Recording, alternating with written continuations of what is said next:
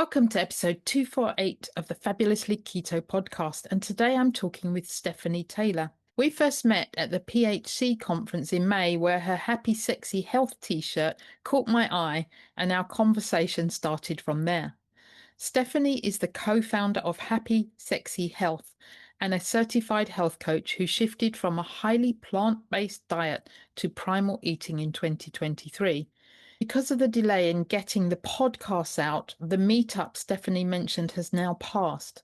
They may run another one, and I'm hoping to get George on the podcast soon to share more. Here's Stephanie's bio. Stephanie Taylor is co-founder of Happy Sexy Health, where she and her sister Nikki help people over 40 reverse chronic conditions and reclaim their vitality through primal living. A certified health coach and former vegan, Stephanie's journey from stage 4 ovarian cancer to radiant health through primal living is nothing short of remarkable. By embracing primal eating along with ancestral practices like sunlight exposure, grounding, movement, and deep rest, she experienced a powerful transformation. Now she's on a mission to end unnecessary suffering, especially from type 2 diabetes, a fully reversible disease that still leads to 25 amputations a day in the UK alone. Through their popular 21-day and 90-day primal body resets, clients around the world are ditching meds, healing their bodies, and living life on their terms. So let's go and hear from Stephanie. Welcome, Stephanie, to the Fabulously Keto podcast. It's fabulous to have you with us today. Oh, thank you, Jackie. It was lovely to meet you at the conference and the PHC conference, and it's great to be here. Yeah, that was just amazing how I think I said, I love your t-shirt, Yeah. which she's wearing again today, or a different one maybe. But for those of you listening, it says Happy Sexy Health. So that's your brand now, isn't it? Yeah. So And so it's just our motto for life sort of thing, how to live. we had a guest that came on many years ago, and she said she's got her vavavoom back. So, Yeah. Oh, that's a nice way of putting it as well. yeah. So we will start with, where in the world are you? So I'm in Newport in Wales in the UK. It's a city, but we're very near to the countryside in lots of different directions. So we've got some beautiful countryside around here. I live, in the city, and I love going walking by the River Usk, which flows through the city. And just being by the water, it just makes me feel so peaceful. But you haven't got a Welsh accent, though. No, so yeah, I can't get away with that one, can I? No. Uh, I'm my dad was in the British Army when I was born, and we lived in Blandford Forum in Dorset. And then we moved to Birmingham before I started school. And so we were in Birmingham. I grew up in Birmingham, so I was there for many, many, many years. So you're probably going to say you have not got the Birmingham accent either. Yeah. Well, that's probably not a bad thing. Ooh. And then I lived in Edinburgh for 15 years. And then for the last few years, I moved to Bristol and then moved to Newport because I was starting a property business with my sister, and that's based in Newport. So I moved here temporarily 9 years ago. And there you are. And here we Excellent. are, yeah. You've been all round, so Yeah. well done. So why don't you start off? We usually ask our guests to start by giving us a bit of a history of how you came to primal low carb world. Yeah. What led you here? Yeah, and as I was saying before we started recording, Jackie, I was one of those people who was always looking. Ever since teenage years, I've been either a bit overweight or a lot overweight, and I've always struggled with that side of things, this compulsive overeating. Sometimes it wasn't as though I was conscious of what I was doing. Like somebody saw me eating once at a party, I'd had a few drinks as well, and they said it's like you were just compulsively putting food in your mouth. And I know that my brain would have tuned out at that stage. I wouldn't be, totally conscious. So I struggled a lot with overeating. And I looked for so many diets and ways of eating. And I feel that I tried so many different things, such as paleo. In later years, I tried vegetarian, I tried vegan. Nothing seemed to work for me. I kind of gave up on myself a bit. But then I asked myself the question, what is the point? Why would you keep trying if you're just going to keep putting in so much effort, sometimes losing a little bit of weight and then putting it back on with a little bit more on top? And just those feelings of, I don't know if worthlessness is too strong, but certainly disliking myself. I thought, why are you doing this to yourself? And I thought, actually, I do want to keep trying because there are people out there who've solved this problem for themselves. And maybe I can if I keep trying. And I knew that if I didn't keep trying to become healthier, and let's be honest, in my case, there was a vanity side to it, slimmer. Um, um, I I just felt I would be letting myself down if I didn't try. And so I sort of worked out that you're supposed to eat a decent amount of protein. You're not supposed to eat meat or fat too much. And I sort of thought, well, 2 meals a day. The first one was going to be eggs and a load of different vegetables. And I used to fry them in the pan, and the red onions used to caramelize. And I used to love this breakfast, eggs and loads of veg, but it was sort of fried in the pan, browned, caramelized, that sort of thing.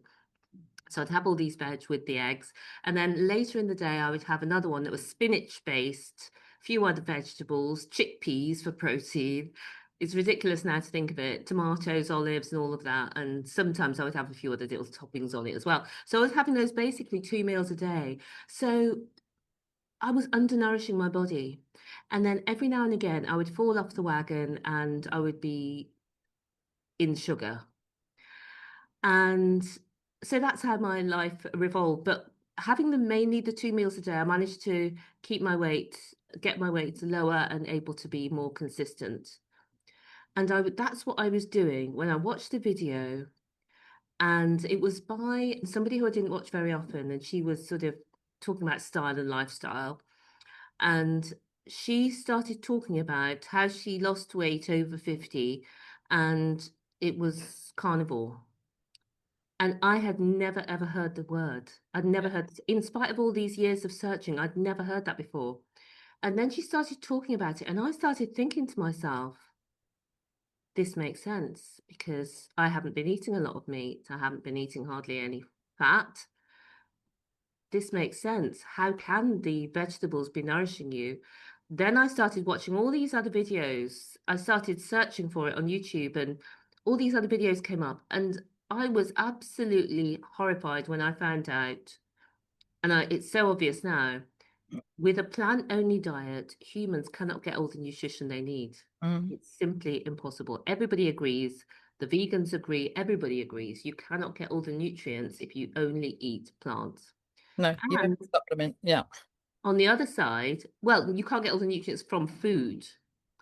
Yeah. And on the other side, you can get all the nutrients you need, including all the vitamins and minerals from animal-based products. So I thought, I don't need to be a doctor, have a degree to know that logically, humans, if you're just talking about food, the best diet, the most nutritious diet is an animal-based diet. Mm. Yeah. So at what point or when, how long ago did you switch? So that was in 2023. Oh, wow. What were your first steps? Because if you're mostly, yeah, I have lots of guests on, and a lot of them were vegetarian or vegan or both. Well, I guess both if you're vegan. Yeah, How did that feel making the switch? Because if you're very, very highly plant-based, yeah. it must be quite a challenge to then go the other way. Well, it was fine for me. I liked meat. I would go out to restaurants and choose the vegetarian options, and I came to like them, thinking that I'm doing the better for my health. Mm, Didn't have a full cooked breakfast at a hotel or what have you. I thought I was doing the better for my health. I now found that that is not the case at all. I thought by having porridge, I'm being healthy. And, previous to the 2 meals that I described, which I was eating for quite a while, I had another different thing where I would have porridge for my breakfast. Yeah. Loved it, but so I didn't find it a hardship at all. And I was convicted. Something just told me after I listened to not just the First Lady, the style person who lost the weight. I then listened to all the doctors and various research and started looking into it on my own. And I was convinced that this absolutely made sense. And it was absolutely the reverse of anything that any medical institution has ever told us. And that made me think if what the medical institutions were telling us, then 90% of us wouldn't have some sort of metabolic illness or something going wrong metabolically. So yeah, I jumped in and I was all over it. The same day I went shopping and I had my food in the house because I go shopping weekly and I live on my own and I buy it for the week and then I eat it, obviously. I threw away the vegetables. I thought, I'm going to try this. I'm going to throw away the vegetables. At that time, I had some hummus because on the spinach, the second meal, I was having hummus at the time, which I really liked. I thought, do you know what? I'll keep the hummus and I'll have that with the meat, sort of transition. So I started eating the meat and I enjoyed it. And obviously it's got fat on it, bacon and eggs for breakfast. I thought, wow, if only I'd known this years ago. So I Yep. was feeling better because as well, what I haven't mentioned is the reason why I was open to a change is I was feeling extremely tired. I had this level of fatigue that it was just wearing me out. I felt worn out when I woke up in the morning. And so that made me open to, this change. And so did you notice a change in your energy levels once you switched?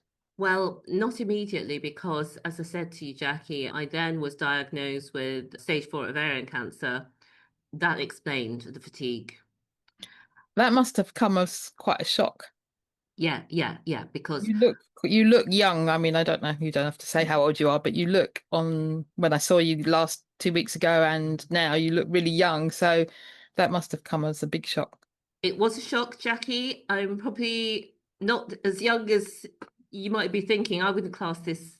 I suppose we can be youthful at any age, but but when I'm how old am I now? I'm 53 now. So Wow. at the time I was 51. And I suppose whatever age you get it, it's never a welcome diagnosis. And so but what I am grateful for is that going through the treatment, I'm so grateful for this way of eating. When we were at a public health conference, Dr. Thomas Seyfried was there, and many other speakers spoke about cancer. But Dr. Thomas Seyfried was one of the first doctors that I saw talking about it on YouTube, Hmm. talking about cancer as a metabolic disease and explaining the ways in which, from the Warburg principle, that cancers grow with sugar. Yeah.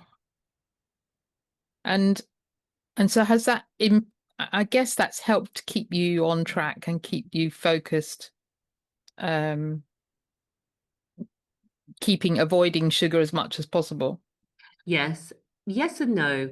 I think that people with cancer can sometimes, or any chronic disease, can sometimes feel guilty if they adopting a diet for health purposes and they go off that diet.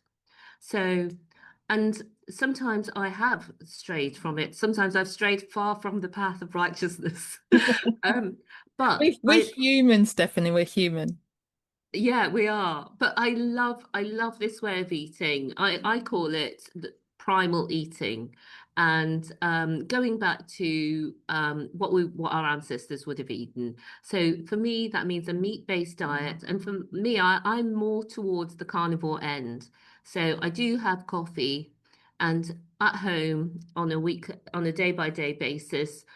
I'll sort of buy my meats for the week, and it might vary week by week of what I'll be having. So at the moment, I'm having for breakfast, I have pork belly, minced beef, in inverted commas, kebabs. I get the minced beef, I sort of flatten it down a little bit and cut it into slices so they're like little kebabs. So or minced beef sausages, if you will. So I have the minced beef kebabs, the pork belly, and 3 eggs scrambled, and it's quite a substantial breakfast with a good bit of fat in it. It's quite big on the plate, quite hearty.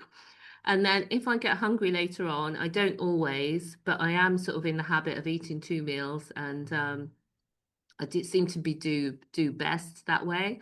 I'll have something else in the afternoon, and it might be beef again with some eggs, or it could be beef bacon and eggs, or just whatever I bought in for that week, and it just works really well for me. So do you avoid all plants other than your coffee, or I I I've sort of gone through cycles of different things, and so now I tend to be mostly meat, but I Yeah. do have some vegetables sometimes, and sometimes I don't. Yeah. So I typically I don't buy any vegetables. So I will have some, for example, if I go out olives, I might have a few gherkins if they've got gherkins on a burger. But generally speaking, no, but I'm not averse to having the odd vegetable here or there while I'm out. Yeah. How have you found that this way of eating has impacted your cancer in any way? Is there anything noticeably different, or is it you don't know how much the diet is impacting? Well, I suppose none of us know because exactly how it's impacting because we don't know what we would have been like without the diet. However, I suppose going by the other people that I see in treatment and going by what the doctor says, the consultant and the nurses say, sometimes they'll come to collect me in the waiting room. They've got my name, date of birth, and my diagnosis written down, and they're looking around the waiting room thinking, "Oh my gosh, it can't be, it can't be her. She looks so well." And I do look well and I do feel well. And I genuinely believe that that is because I'm giving my body the protein, the fat that it can heal. It helps the immune system, it helps the brain function, it helps me to feel happier. Um, I do believe that those things are really helping me to feel better as I go through the treatment. And I believe that they help my body to fight the growth or to stop the growth of the cancer, to inhibit the growth of the cancer. Um Yeah, that's what I believe, but I wouldn't know for sure. yeah.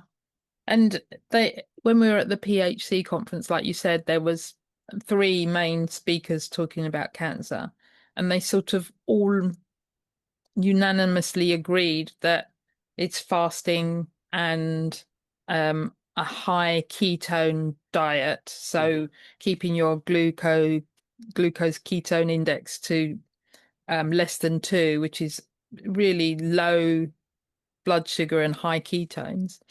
Um, and they sort of agreed that that is a way that you can use alongside any conventional treatment. So did that give you more faith in what you're doing? Yeah, and I had heard Dr. Seafried talk about that on YouTube, and I started doing fat fasting because I found my ketones were not very high on just carnivore, mainly because, I had two biggish meals. Um, so I thought I would try the fat fasting, which for me, I didn't like the rendered fat, the liquid fat. And on the meat I was buying, there wasn't really enough fat to get the level of therapeutic ketosis. So I was buying beef fat from farms and cooking it in the air fryer until it had gone crispy. So losing a lot of the fat because that comes off as rendered fat. But that was the only way that I could tolerate to eat it at the time because you have to get used to things and to do, um, you know, change your taste buds, if you like. And so I did the 3 day fat fast, and my ketones went sky high. I mean, at one point, so the GK I was consistently under 2, sometimes under 1.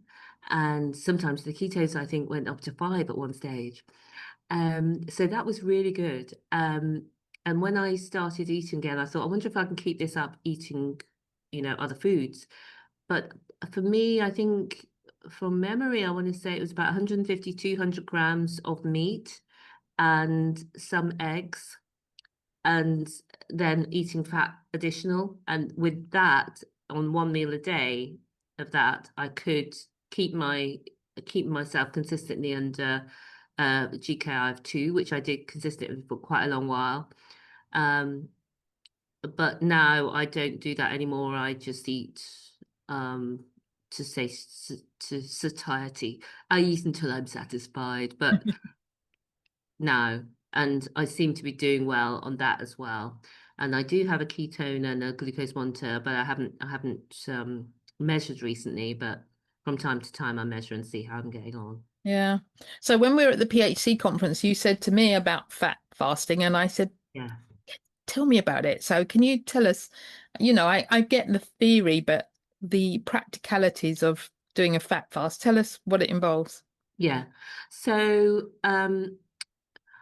they say that you need to, so how I did it was in the fats, I'm just trying to think, was it a kilogram or was it 500 grams? I think it was 500 grams. So in the packets of fat that's already chopped up, I would get that it's chopped up into quite big pieces, I don't know. Uh, Anyway, I don't want to start giving measurements, but it's chopped up into quite big pieces. And that when Yeah. I first started, I was cutting them up a little bit more and putting them in the air fryer. Then I realized because they shrink so much, you just take them in the big pieces, put the lot in the air fryer, salt and pepper it, or just salt it if you're not peppering. Put it in the air fryer for 20 minutes, have a look, see if you need it. It's between 20 and 30, depending on how crispy you want it. As time went on, I found I didn't need it as crispy because I didn't mind the taste of the fat in the middle. I Mm. like crispy outside with the taste of the fat in the middle over time. But at the beginning, I like to have it crispy. So it's really easy to eat. So I could have it in 2 lots across the day. So you would either be having 500 grams or the equivalent of a kilogram of fat, but it's like the pork cracklings. That's what it's like to eat. Yeah. So you're just eating the fat all day for 3 days or something? Yeah. So I just did it. I just did do it in meals. So, but if I was going anywhere, I would take a few just in case I got I didn't want to go off plan because I wanted to see what the effects of it was. And I actually did a series of reels where I just went through. So you can see a picture of what the fat looks like and putting it in the pan and stuff. And I actually go through some of my ketones readings. So I can send you the link to the fat fasting if you want to just see, so you can Yeah. try it yourself. We can put it in the show notes. Yeah. Yeah, I'll send you a link to that. And the other thing was you don't have to eat the beef fat like I was. There's people who do it with other foods as well, other fatty foods. But the thing is, you need foods that haven't got any protein or haven't got much protein. So I just found it easier just to do the fat. I guess it's the fat or maybe butter. Yes, people do butter. So they do the butter bites where you brown the butter and put them into little molds. Yeah. But I didn't think that would be eating so much of it. I thought I could eat one or two, but not. Yeah. Yeah, I think I have got some in my freezer. They've been there for a long time. I should probably use them up. But when I first went carnivore, I did it. I thought, oh, maybe something as after a meal, you sometimes feel like you want to finish off with something different. So that's what I Yeah. was using them for. But they're still there. I forget about them.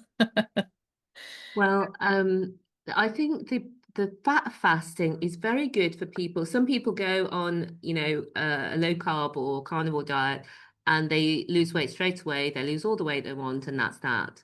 But what happens with a lot of us older women over 50, especially the ones who are more insulin resistant, maybe ones who have that sort of slightly more addictive relationship with food, like I did, or slightly addictive relationship, I should say, with sugary food, especially, although Hmm. savory any any kind, savory as well. Um, then you might need a few extra tweaks and twiddles just to get you might, from a plateau to carry on. And so I think a fat fast is a great way, even if you only do a day or two fat fasts, you didn't doesn't need to be 3 days and then go back to your normal eating. Yeah. And the other thing people can do is they can add the fat to their normal meals. So you can, for a day or two, just use the food thing, the foods thing within Fitbit, the food Yeah. app Yeah. within Fitbit, The tracker, food and tracker. just write down the food you're eating in there and put, and obviously you're going to add on 500 grams of fat, beef fat or whatever it is. And then 500 grams is massive, isn't it? it's not massive once you put it in the air fryer and it's cooked down to nothing. Yeah, It's just true. the crispy bits. It's not a lot. Okay. And you put that in the you might not be having 500 grams on top of all the food, but if you were only eating the fat. But anyway, you put it in the app, and what you're looking for is that it's 70% fat. That's a great place to start. Um, and if you're eating 70% fat and you can find a way to do that and it works for you, you should see the weight start to slip down. And you don't need to eat that way forever, because I found that I did that for quite a long time with all the extra fat. And then I just thought, you know what, I don't want to eat this anymore. And so now I'm back to just a normal carnivore style way Yeah. of eating.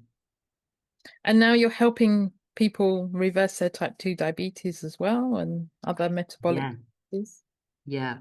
Well, that all started because um, we we're certified coaches, my sister and I, and mentors, and we help people with property, getting into property investing, and it's for people basically who thought that they're not part of that world, and to put down a foundation, and have a legacy that you're able to pass on to others, and that you're able to use to enhance your life, so you don't have to work forever.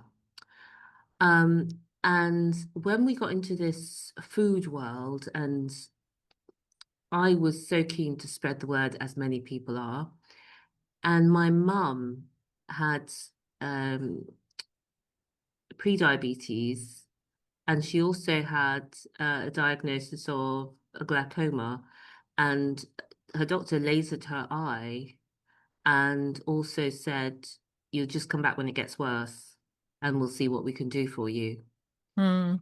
And I hadn't really put pressure on other family members to embark on this low carb way of life, because previously I'd told them about vegan. So So they I, weren't listening. They weren't listening to you. I kept my own counsel. But when my mum told me that, I says, well, if you go low carb, that'll help you to reverse your pre-diabetes, and also it'll stop your eyes from getting worse, because that's associated with high blood sugar, and your the cells around your eyes are basically glycating because your blood's too syrupy and it's stopping your cells from working properly. And so she took this on and has gone low carb. Um, I think she's lower carb than she was. She's not anywhere near carnivore or anything like that, but she's now eating more meat, which is and fat, which is helping her, stay healthy for longer. Yeah, fabulous. So, what about your sister? Did she join you on this journey or not? Absolutely, because she could see that it was working. And since my sister started it as well, she oh, I think that was about a year and a half ago as well, that she started going to a gym, and she was just going once a week for about 6 months, and then she started going 2 and 3 times a week. She really got into it.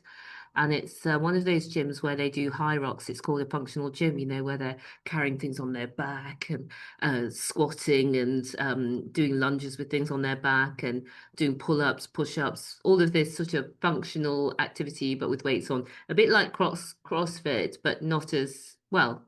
I don't know whether it's as crazy as CrossFit, because I haven't done CrossFit, but it's the people who do high rocks. So she signed up for her first high rocks, where you do like weighted squats or weighted lunges, and then or a long row, and then you do a run for a mile, and then you do your next one. So it's really quite an intense Yeah. workout, and the weights are quite intense as well. And plus you've got the running element as well. So you've got to have that all-round fitness. Yeah. So she started doing that, and she finds that she's so much fitter, stronger, and more able on the low carb diet. And as you said, we started teaching other people because I just want everybody to know, and especially as a Black woman, I know that we're much more likely to have diabetes. We're much more likely to have all of the chronic diseases. We're much more likely to have an amputation, etc. And I think it's so important for people to realize actually there should be no amputations from type 2 diabetes complications in the UK. And there's 25 every single day. And that just blows my mind that somebody could be going to their doctor for 10, 20, 30 or more years. And the doctor's solution is to amputate their extremities without ever telling them what's been known in medical research for well over 100 years, which is that a low carbohydrate diet will reverse your type 2 diabetes. I know it is disgusting. I call it criminal. It's almost criminal It is, it is. to It not. I'm guessing not all doctors know, but they mm, could know. There's mm, enough doctors out there that do know, mm. and then not to pass on that information. You don't have to push anyone. I mean, Dr. Unwin has shown us that you don't have to push people. You just give them the option and you give them hope that they can do something about it. And 9 times out of 10, people will choose a drug-free option. They will. And I'm not saying that the individual doctors are at fault necessarily, but the system is definitely Yeah. designed to make money for the drug companies. Um, and it's such a huge amount of money, Yeah. $1 trillion, the health in terms of diabetes is worth. I mean, I don't even know what a trillion Yeah, is. you can't, it's so big that you just can't fathom what that is. It's Yeah. massive, massive amounts. Yeah, yeah. So we take people through this 21-day reset because people don't think that they can do 3 months. I think 3 months is a transformational time. It's a time period that you can really bed down. You can go through a season and it really helps you to see the full results. But we have a 21-day primal body reset. And within that, people think, I can give that a go. I think I can do 21 days. And people have all sorts of different motivations of why they want to do it. For some people, I mean, one guy who joined his um blood sugar was 17, 18 most days. Where he would get up in the morning and his blood sugar would be 17, 18. And I mean, that is phenomenally high.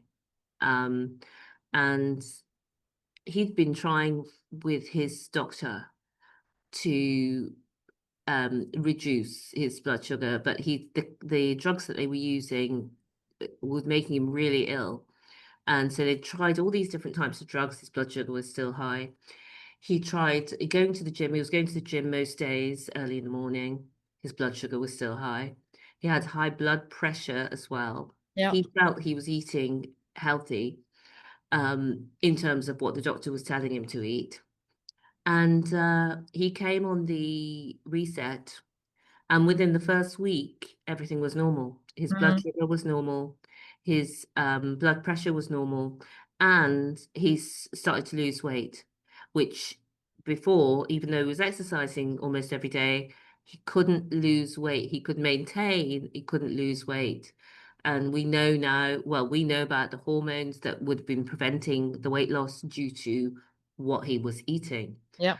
But and he's now on the 90-day reset and seeing even better results. So I just love the work we do. You know, it's really helped me personally, and that's why I got into it. But I love seeing it transform people's lives, and it's so quick, the changes as well. Yeah, absolutely. Stephanie, um, I was gonna ask you where you see everything going for you, but you told me off air that the diagnosis of stage 4 ovarian cancer is an average of about 5 years, and you're already 18 months into that. So my first question is going to be, how does that feel, Yeah. knowing that I mean, we probably believe, and we'd like to believe, that you'll have more than that. We've seen Andrew Scarborough, who was given 9 months, and we're now over 9 years down the line. So hopefully that will be true. But how does that feel, knowing that all of our lives could end at any moment? But it's the sort of knowing it. How does that feel? Yeah, well, if you had asked me that question near when I was first diagnosed, I would have probably cried because I was so bereft. I felt it had been, my life had been taken from me. I had this vision, my sister and I, we worked together. We're very, very close. We lived close by each other. And I could just see us as two little old ladies. I've got a son who's an adult, and I'm hoping, as many mothers do, that there might be grandchildren one day. And I thought everything has been stolen from me, and my mom always be around to look after her. So I was very heartbroken, really, that all of this had been, stolen. This future that I didn't even know that I had in my mind, and I wanted to, spend more time in Italy. I really enjoy Italy. The weather's beautiful, and there are so many things. And I even thought, oh, maybe I could retire in Italy because it's somewhere that the family can come and we can just hop back and forwards. In the time it takes you to go from one side of London to the other, you could be in Italy and back. So I wouldn't feel disconnected from everybody, but I Yeah. would be getting the sunshine. So everything that I had sort of envisioned in my future, which I wasn't even aware was a vision that I had, felt like it had been stolen. And so I was really uh, devastated at first, and I was very emotional about it. And I actually spoke on the phone with a friend of a friend whose family had a lot of ovarian cancer within the family. So she'd seen a lot of members of her family die from ovarian cancer, and she had a risk of it. She'd had a full hysterectomy and this and that. And she said, well, just make sure you do what you've got to do, just in case you've only got, 3 years or whatever. And I was so pushed back against that. I was not happy about having only 3 years. I thought she doesn't know what she's talking about. I cannot accept this. But I found I was quite stressed with thinking, I'm not going to die, I'm not going to die, I'm not going to die. Whereas that works for some people. And how I found peace was just saying, okay, I am going to die. And maybe it's going to be much sooner than I had envisioned. And that's okay. So that sort of made me feel so free. And that made me feel so uplifted and happy. And it also made me feel I want to do everything I want to do. So, for example, with Italy, oh, it also taught me that there are very few things that I really love in life, and they're all here every day. So, I love my family. I love spending time with my friends. I love nature, being in nature. I love being in the sunshine, and I love my work and my learning. The work that we do with Happy Sexy Health, helping people get such incredible transformations after spending 3 weeks with us. It just fills me up. So I've got everything I want, and the sunshine is something, and the Italy thing is something which I had put off, which I was thinking way into the future. But now I think, whereas moving abroad permanently feels overwhelming and out of touch, but moving, going there for a month, I could do this year. So Yeah. it brought things forward. So I'm taking much more action. And so I found so much good has come out of this cancer diagnosis. I feel I'm now living, I'm more conscious of my life and what I'm doing with it. And I can just enjoy all of those aspects that I said: family, friends, being in nature, being in sunshine, and my work and all the joy that I get from it. I know how to live. For me, I don't need all of the other things that we think that we need. Yeah. And that is very lovely knowing that. So it's been it's been quite a journey. And but now I feel happy. Yeah, fabulous. Yeah, as you're talking, I'm thinking, yeah, I wouldn't change very much in my life if that came about. I'd like to think I would get to a place of peace and accepting. Um, but I don't have a great bucket list of anything to do, really. Yeah. Yeah, Yeah, although, different things work for different people because some people they thrive on not accepting and saying, I'm not going and living, I'm going to live a long life. And that's how they thrive. So I think each person's got their own way of uh, getting their brain right around it and having something that feels good to them. yeah, yeah. I could get that. So looking forward, so it sounds like in you sort of half answer, or you did answer my next question, which was going to be, where do you see yourself going over the next few years? But it sounds like you're sorted. You've got it. Yeah, we really want to take the mentoring to more people, the lifestyle coaching, doing the resets with people, but also we want to write a book because we want it just to be out there so that people can adopt it for themselves. And each person like people will write a book that I write because maybe they identify, oh, there's somebody who's another black woman, if depending what race they are, or there's somebody who's over 50, or there's somebody who, has is dealing with cancer. And a lot of people now are dealing with cancer as well. So it's not that there are no books out there, but it's just every book has a different perspective. And we feel that we've got an important message to share about how to, and this way of eating, I think it does more than just nourish your body. It nourishes your mind, it nourishes your soul. And that's where the idea really of the happy, sexy health came from, that it makes you happier, it makes you sexier. And when I say sexier, I don't just mean in a one-dimensional way. I mean, it adds to your vibrancy, to your joie de vivre, to your enjoyment of the pleasures of life and to your enjoyment of living. So yeah, so we want to just spread the word really. Right. So you better get writing. Get on Yeah. with it. Have you started? No, no, not yet. Not yet. Not yet. Yeah. No, that would be a good book. And like you say, there's so many books out there, but each come from different perspectives. A friend of mine has sent me her book to read before it gets published, which I'm loving. So and everybody brings something different. Yeah, and Jackie, I don't know if you know about this. I don't know, did I mention it?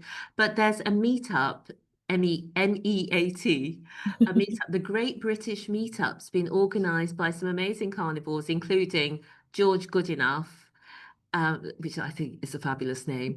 Uh, he lost half his body weight, reversed type 2 diabetes, and a list of other chronic health issues.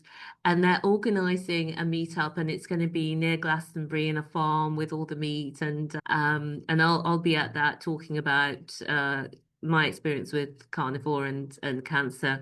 And there'll be lots of other great speakers there. So it'd be great if anybody's based in the UK and they want to get together with other carnivores. Yeah. So how can they get details of that? Well, I'll give you the link, Jackie, to put underneath the video. Perfect. Great.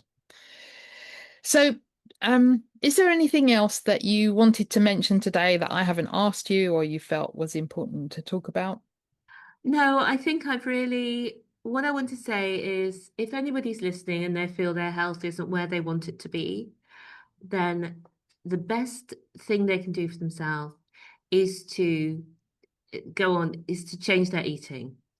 And primal eating or any version of a low carbohydrate eating pattern is a great thing to try. And I encourage everyone to try it.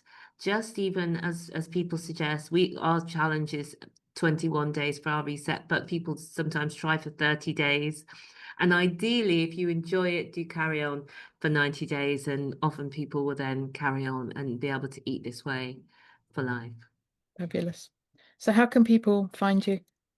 We're Happy Sexy Health on everywhere. So if on Instagram, Happy Sexy Health, YouTube. So we'd love to have you on, Jackie, on our YouTube.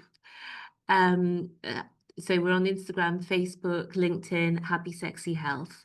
And if you message us on there, even if it's just the word reset, if you're interested in that, or if you've enjoyed the interview and just want to share your story with me, I'd love to hear from you. Fabulous. So Stephanie, we always finish with your 3 top tips. Great, thanks, Jackie. I think eat right. And eating right is to our biology, and that has to be a low carb way of eating. We can only have up to 6 grams of sugar in our bodies at any one time. And for most of us, our breakfast alone, even the so-called healthy cornflakes with toast, is going to be at least, and jam and coffee and sugar, it's going to be at least 60 grams of carbs in one meal. So eat right. The second top tip is it doesn't have to be all or nothing. This lifestyle, this way of eating, it's flexible. The great thing about it is if you go off track, you can always come back. You don't have to commit to never eating a birthday cake again. Some people do, they find that they do that, but you don't have to start off that way. Just you always come back to it. Yeah. And becoming happier, sexier, and healthier depends on the actions that we take today. So for your health in however long we all have left, none of us know. If we want to get stronger as we age, if we want to feel healthier and more vibrant as we age, then what we eat and how we move and how we spend time in sunlight, it all really matters. So that's the thing, to encourage you to think about yourself and also your future self so that you take the actions you need to take to have a happier, sexier you in the future as well. Yeah, because a lot of people think we tend to not think about it and we'll worry about it in the future, but actually we're starting now from today. Is what you do now is how you will end up in 10 years time or whenever it is. So we do have to take action. Yeah. Any action, small steps, like you say, not all or nothing. Yeah. Yeah. Fabulous. Thank you for being with me today. Well, thank you for inviting me, Jackie. I've really enjoyed talking to you today. Thank you. Thanks so much to Stephanie for a powerful and practical conversation. One moment that really stayed with me was when Stephanie spoke about amputations. She said, and there's 25 every single day, and that just blows my mind that somebody could be going to the doctor for 10, 20, or 30 years, and the doctor's solution is to amputate their extremities without ever telling them what's been known in medical research for well over 100 years, which is that low carbohydrate diet will reverse your type 2 diabetes. This just highlights how the system is failing people. The medical model isn't set up to prevent disease. It isn't about health. In the UK, we don't have an NHS, a National Health Service. We have an NSS, a National Sick Service. It's our own responsibility to look after our health. Even if we find ourselves caught up in the medical system, we can still start working on improving our health for ourselves. It is important that you take control of your health. Others take control of their health. Maybe you know somebody who could benefit from hearing this podcast. Do share it with them. You can find Stephanie and Nikki on their Happy Sexy Health social media. And also all the links are in the show notes, including the links for Stephanie's fat fasting that she shared with me.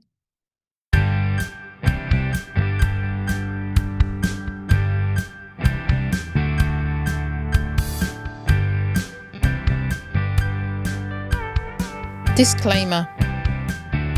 The content of this podcast is for informational and educational purposes only and is not intended as medical advice.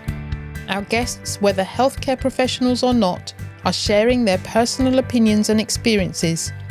This does not establish a doctor-patient relationship. Always consult a qualified healthcare professional before making changes to your medications, treatment, or lifestyle, particularly if you're on medication or have concerns about your health.